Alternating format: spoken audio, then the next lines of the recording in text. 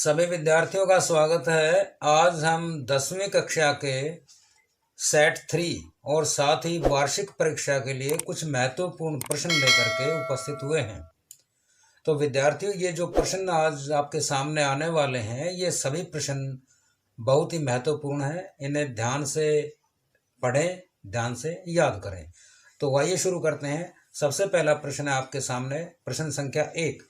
तेलंगाना राष्ट्रीय समिति का गठन कब हुआ? तेलंगाना राज्य आपने बिल्कुल सुना होगा। किस राज्य से अलग होकर बनाया गया था? आंध्र प्रदेश से। तो तेलंगाना राष्ट्रीय समिति का गठन हुआ विद्यार्थियों 2001 में। और इस समिति का गठन किसने किया? इस समिति का गठन किया के चंद्रशेखर राव ने।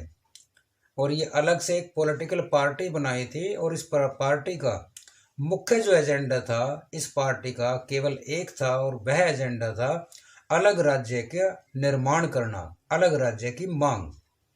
अगला प्रश्न, मोहम्मद यूनुस का संबंध किस देश से है? तो मोहम्मद यूनुस का संबंध है विद्यार्थियों बांग्लादेश से। और ये बांग्लादेश के एक प्रसिद्ध अर्थशास्त्री थे।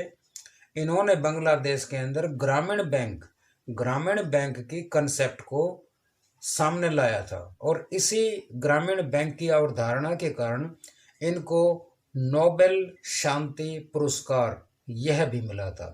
तो मोहम्मद यूनुस बांग्लादेश के प्रसिद्ध एक व्यक्तित्व हैं। अगला प्रश्न, 2019 में किस गठबंधन की सरकार बनी थी? तो 2019 में जो सरकार बनी थी वह गठबंधन का नाम था एनडी, इसका हिंदी में क्या कहेंगे? राष्ट्रीय जनतांत्रिक गठबंधन। अगला प्रश्न है, भारतीय राष्ट्रीय कांग्रेस इसकी स्थापना कब हुई? तो भारतीय राष्ट्रीय कांग्रेस की स्थापना विद्यार्थी हुई 1885 के अंदर। भारत की, अपने देश की प्राचीनतम राजनीतिक पार्टी है। अगला प्रश्न है, राजनीतिक दल कितने प्रकार के होते हैं? तो विद्यार्थियों, राजनीतिक दल कुल मिला के अगर सरसरी नज़र से देखें तो 2 प्रकार के होते हैं। कौन से? क्षेत्रीय दल, जिनका प्रभाव क्षेत्र विशेष में होता है, और दूसरे हैं राष्ट्रीय दल, जो पूरे देश में अपना रिप्रेजेंटेशन उपस्थित करते हैं। अगला प्रश्न, चुनाव चिन्ह हाथी, यह चुनाव चिन्ह अपने देश में और विदेश में कौन सी पार्टी का ये चुनाव चिन्ह है? तो उत्तर है भारत के अंदर बीएसपी यानी कि बहुजन समाज पार्टी, और अमेरिका के अंदर पार्टी है रिपब्लिकन पार्टी ऑफ अमेरिका। इन दोनों पार्टियों का चुनाव चिन्ह हाथी है। अगला प्रश्न, राष्ट्रीय दल आप किसे कहेंगे? राष्ट्रीय दल तो विद्यार्थियों, लोकसभा या इसके साथ साथ 4 राज्यों की विधानसभा, इनके अंदर जिस दल को 6% वोट मिले उसे हम राजनीतिक दल, बल्कि के कौन सा दल? इसको हम राष्ट्रीय दल कहेंगे।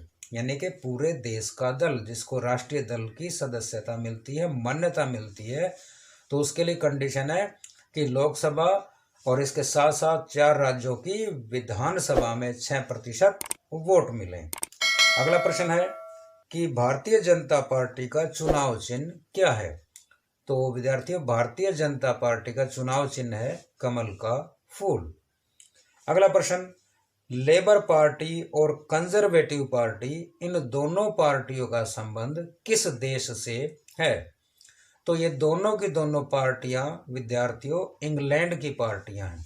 अगला प्रश्न है कि कोरिया की किस कंपनी को उड़ीसा सरकार ने लौह अयस्क निर्यात की इजाज़त दे दी थी? यानी कि लौह अयस्क को निर्यात कर सकती है। तो कोरिया की इस कंपनी का नाम था पोस्को कोरियाई कंपनी। अगला प्रश्न, लेकिन इस कंपनी को काफ़ी विरोध झेलना पड़ा और उसके बाद इसका निर्यात बंद करना पड़ा। तो अगला प्रश्न है विद्यार्थियों, झारखंड मुक्ति मोर्चा का गठन यह कब हुआ? तो झारखंड मुक्ति मोर्चा का गठन 1973 में, और इसके प्रमुख गठनकर्ता शिबू सोरेन थे। अगला प्रश्न है, सुनहरा रेशा झूठ सुनहरा रेशा ये किस फसल को कहते हैं? तो जूट को सुनहरा रेशा बोलते हैं और पूरी दुनिया में भारत नंबर 1 पे है जूट उत्पादन में। अगला प्रश्न है, दीपा और पामलू, दीपा और पामलू किस फसल को कहते हैं? किस फसल को अलग अलग राज्यों में दीपा और पामलू बोलते हैं? तो उस फसल का नाम है, क्या है बच्चों? उस फसल का नाम है झूम की खेती। और इसमें दीपा बोलते हैं इस फसल को छत्तीसगढ़ के अंदर, और पामलू बोलते हैं मणिपुर के अंदर। किस फसल को? दोबारा से एक बार फिर याद दिलाएं, तो झूम की फसल को, झूम की खेती को।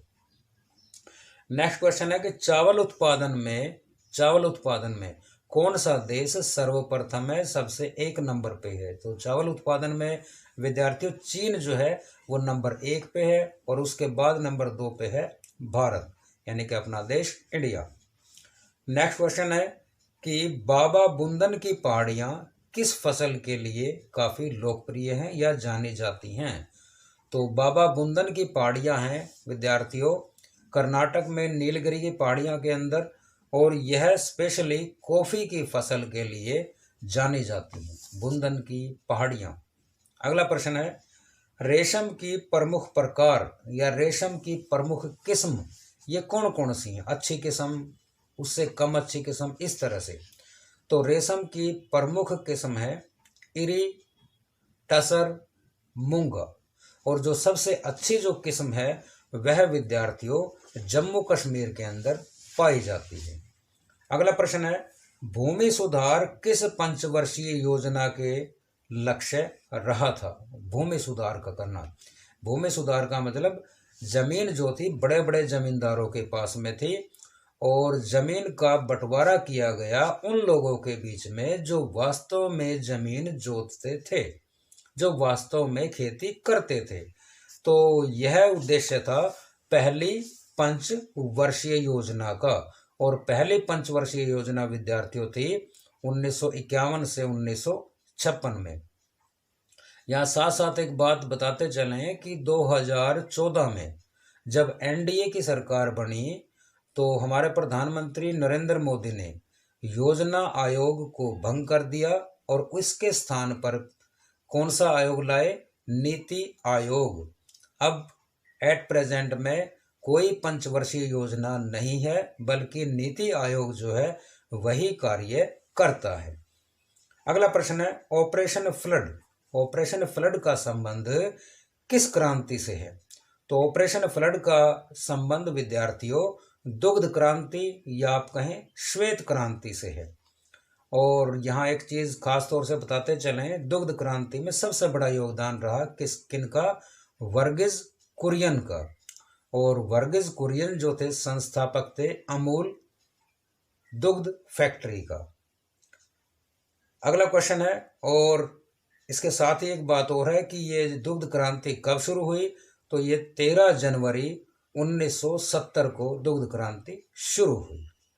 नेक्स्ट क्वेश्चन, गांधी जी के आध्यात्मिक उत्तराधिकारी ये कौन थे? तो गांधी जी के आध्यात्मिक उत्तराधिकारी का नाम है विनोबा भावे, जो कि भूदान आंदोलन से संबंधित रहे थे। अगला प्रश्न, किस आंदोलन को रक्तहीन आंदोलन का नाम भी दिया गया है? किस आंदोलन को? यानी कि आंदोलन में जैसे रक्त रंजित आप पृष्ठभूमि देखते हैं, खून खराबा देखते हैं, गोलीबारी, लेकिन इस आंदोलन में कोई इस तरह की घटना, खून खराबा आदि नहीं हुआ। तो ऐसा आंदोलन कौन सा था? तो आप इसे कहेंगे भूदान आंदोलन। और ये किसने चलाया था? अभी हमने जिन व्यक्तित्व का नाम लिया था, विनोबा भावे। तो कौन सा आंदोलन है? भूदान आंदोलन। अगला क्वेश्चन है कि चंपारण जो आंदोलन था, चंपारण आंदोलन का संबंध किस फसल से है? तो चंपारण बिहार के अंदर ये जगह है, वहाँ आंदोलन किया था वहाँ के किसानों ने, और आंदोलन किया था नील की खेती के विरोध में, क्योंकि इन लोगों को नील की खेती जबरन कराई जाती थी। अगला प्रश्न है कि बायोडीजल फसलों के दो उदाहरण बताएं। बायोडीजल फसल कौन सी हैं? बायोडीजल का मतलब है यानी कि ऐसी फसलें जिनके बीज आदि से हमें ईंधन प्राप्त हो, गाड़ियों के लिए ईंधन प्राप्त हो। तो इसमें दो नाम है खास तौर से, जेटरोफा और जोजोबा। ये जो दो फसलें हैं ये बायोडीजल ईंधन या बायोडीजल फसलें आप इन्हें कहेंगे। बायोडीजल ईंधन ये प्रोवाइड कराती हैं।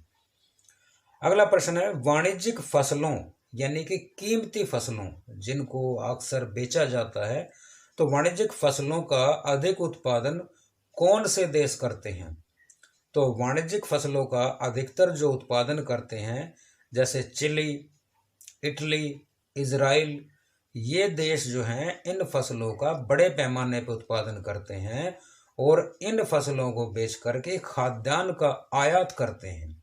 ये ध्यान रखने योग्य बात है कि खाद्यान्न का तो आयात करते हैं और वाणिज्यिक फसलों का ज़्यादा से ज़्यादा ये उत्पादन करते हैं। अगला प्रश्न है, मैनचेस्टर और लिवरपूल इन दो शहरों का संबंध किस देश से है? तो सबसे पहले मैनचेस्टर और लिवरपूल शहर किस लिए फेमस थे? तो दोनों के दोनों जो शहर थे सूती कपड़ा उद्योगों के लिए फेमस रहे हैं। और ये दोनों के दोनों जो देश थे ये आज दोनों के दोनों क्षेत्र, बल्कि दोनों के दोनों स्थान कहेंगे, और ये दोनों स्थान आज भी इंग्लैंड के अंदर है। और ये दोनों स्थान चर्चित कब हुए? ये चर्चित हुए औद्योगिक क्रांति के दौरान। अगला प्रश्न, भूमध्य रेखीय प्रदेश की प्रमुख फसल का नाम बताएं। यानी कि भूमध्य रेखा के आसपास जो फसलें पाई जाती हैं, तो दो प्रमुख फसलों के नाम बताने हैं। नंबर 1 तो रबड़, और नंबर 2 पे है विद्यार्थियों चंदन। चंदन की लकड़ी जैसा आपने सुना होगा, तो चंदन और दूसरा रबड़, ये दो प्रमुख भूमध्य रेखीय फसलें हैं। और यहाँ बताते चलें कि रबड़ उत्पादन में नंबर 1 पे है देश का नाम थाईलैंड, और भारत जो है रबड़ उत्पादन में विश्व का नंबर 4 पे है, और नंबर 5 पे है चाइना। अगला प्रश्न, काली मृदा या काली मिट्टी ये किन राज्यों में पाई जाती है? तो काली मृदा विद्यार्थियों किस फसल के लिए? कपास की फसल के लिए काफ़ी महत्वपूर्ण है। और काली मृदा कहाँ पाई जाती है? तो सबसे पहले महाराष्ट्र, उसके बाद सीमावर्ती गुजरात और दक्षिणी मध्य प्रदेश। तो इन 3 राज्यों में काली मृदा ज़्यादातर पाई जाती है, और यही कारण है यहाँ पे कपास की खेती अच्छी होती है, और सूती वस्त्र उद्योग निर्माण जो है वो भी यहाँ पे अधिकतर आपको देखने को मिलेंगे। अगला प्रश्न है, सीढ़ीदार खेती किन राज्यों में की जाती है? तो सीढ़ीदार खेती विद्यार्थियों जो पहाड़ी क्षेत्र हैं जैसे हिमाचल प्रदेश, आपका उत्तराखंड, तो इन दोनों राज्यों के अंदर सीढ़ीदार खेती की जाती है। अगला प्रश्न है, राज्य सूची में कौन से विषय शामिल होते हैं? तो विद्यार्थियों सबसे पहले ये जानना जरूरी है कि राज्य सूची में कुल मिला के विषय कितने रखे गए हैं। तो राज्य सूची में कुल मिला के 66 विषय रखे गए हैं, और इसके अंदर पुलिस, स्थानीय व्यापार वाणिज्य, कृषि और क्षेत्रीय प्रशासन, ये विषय प्रमुख विषय हैं किस सूची के? राज्य सूची के। अगला प्रश्न, काटो जलाओ किस खेती का दूसरा नाम है? यही प्रश्न हमने दूसरे रूप से थोड़ी देर पहले जाना था। तो कौन सी कृषि है? झूम की खेती। झूम की खेती को कहते हैं काटो और जलाओ। जैसे जंगलों को पहले साफ किया जाता है, उसके बाद यह कृषि की जाती है, खेती की जाती है। और यह कहाँ की जाती है? ज़्यादातर यह कौन से राज्यों में? तो ये पूर्वी राज्यों में इस तरह की खेती की जाती है। अगला प्रश्न है, वर्तमान में किस गठबंधन की सरकार है अपने देश के अंदर? तो किस गठबंधन की सरकार विद्यार्थियों? NDA, national democratic alliance. अगला प्रश्न, और इसके साथ में एक चीज बताते चले कि 1990 में गठबंधन की सरकारें बनना शुरू हुई थी। और इसके पीछे मुख्य कारण क्या था? मुख्य कारण था कि 1990 में अलग अलग राज्यों में क्षेत्रीय दल जो थे वो उनकी पार्टियां सरकार में आना शुरू हो गई थी, यानी कि क्षेत्रीय दलों का अस्तित्व 1990 के बाद में शुरू हो गया था। अगला प्रश्न, अधिक सिंचाई के कारण भूमि का निम्नीकरण आप किन राज्यों में देखते हैं या किस राज्य में देखते हैं? तो इसके लिए आप वह राज्य चुन सकते हैं जहां अधिक से अधिक आपको नदियां दिखाई दें। जैसे पंजाब। पंजाब का मतलब, पंजाब का मीनिंग क्या है? तो पंजाब का मीनिंग है विद्यार्थियों, पंच जमा आब, मीन्स 5 नदियों का राज्य, 5 नदियों की भूमि, उसे पंजाब कहते हैं। तो पंजाब के अंदर अधिक सिंचाई के कारण भूमि का निम्नीकरण देखने को मिलता है। तो विद्यार्थियों, इसी के साथ आज के प्रश्नों की यह कड़ी समाप्त होती है। आशा है यह आपकी वार्षिक परीक्षा ही नहीं, आपकी सेट 3 में काफ़ी योगदान, काफ़ी महत्वपूर्ण रहेगी। तो आप इन प्रश्नों को अच्छे से याद करें, लिखें। और इसके साथ ही आप सभी से रिक्वेस्ट है कि आप इस चैनल को शेयर करें, सब्सक्राइब करें और लाइक करें। मिलते हैं अगले वीडियो में, तब तक के लिए थैंक यू।